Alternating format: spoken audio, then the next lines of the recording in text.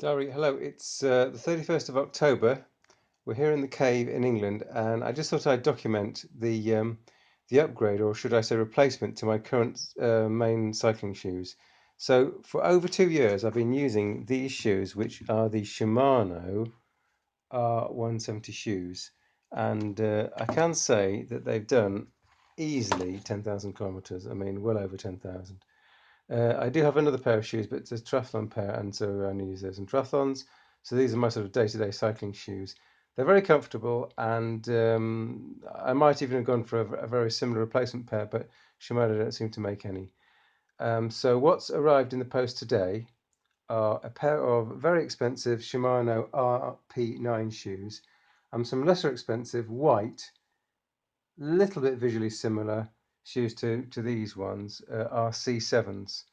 Turns out the RC7s are sort of much or more of a flimsy construction and just aren't as nice as the RP9s, which you might expect because the RP9s are flipping expensive.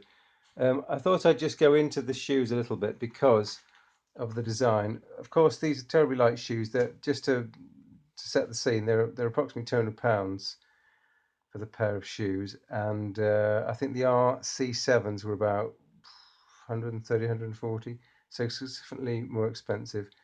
One of the nice things, because I've got flattish feet, is that I found out that you have to be very careful with these shoes, or any shoes really, that the insole here can push onto what for me is actually foot. And when I put the shoes on, initially there was a horrible bumpy feeling, but I took the insole out, turned it over, and ta-da! There's a place here where you can remove the actual insole that's here. In fact, they supply two insoles. They supply a yellow and a red one, and they're of slightly different thicknesses and squidginesses. So by taking this insole out completely and then putting that into the shoe here, I'm able to not have any pressure on this part of the foot when I put it into the shoe. So yeah, these are the shoes that we anticipate I'm going to be using for the foreseeable future. I'm going to mount Speedplay cleats to it, and I thought if you've not seen Speedplay, that's another education. So the thing about Speedplay is that the fat bit isn't on the actual bicycle; it's on the bottom of your shoe. So here are the actual Speedplay cleats. They're a bit knackered because they've had at least 2 years use. So I am going to break the bank, and I've found some ones that I have previously used briefly on a pair of shoes, and they're there. So they're pretty much new cleats.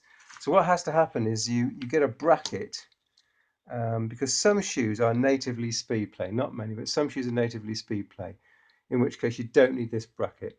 But this bracket will convert your regular shoe to a Speedplay fitting. So it's actually got, if you can see that, some blue edging there that you sort of clip on, and depending on the curvature of the shoe, you fit a different one on. So that's one from a previous shoe. So that's going to screw onto there. Don't move. And then on top of that, I'm going to put the Speedplay cleat, which would be like that.